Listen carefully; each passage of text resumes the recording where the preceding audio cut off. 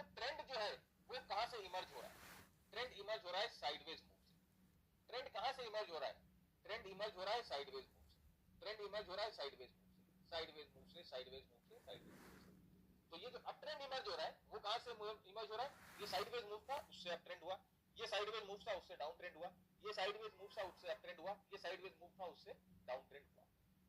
तो ये जो साइडवेज है जो मूव है वही एक्चुअल में ट्रेंड का जन्मदाता है, वही एक्चुअल में ट्रेंड को जन्म देता है, उसी से एक्चुअली ट्रेंड जो है वो बॉर्न होता है। और जितने भी प्राइस पैटर्न्स की हम बात करते हैं, जितने भी प्राइस पैटर्न की हम बात करते हैं, या तो बुलिश पैटर्न होते हैं या तो बेरिश पैटर्न होते हैं। बुलिश पैटर्न होते हैं तो ऊपर की तरफ कंसोलिडेशन से ऊपर की तरफ ब्रेकआउट देंगे, और बेरिश पैटर्न होते हैं तो कंसोलिडेशन से नीचे की तरफ ब्रेकआउट देंगे।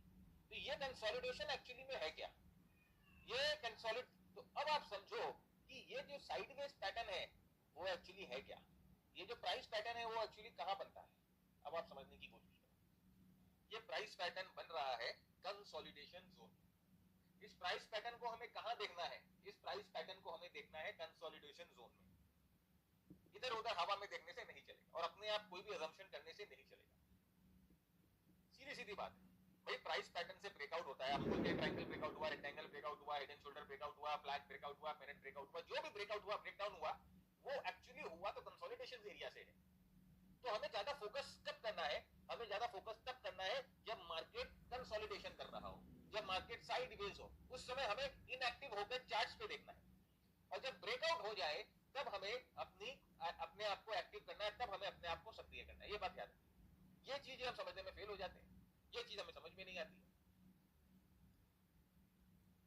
तो अब हमको ये समझ में आ गया कि प्राइस पैटर्न दिखना कहां है, कहीं पे रैंडमली देखने से नहीं चलेगा।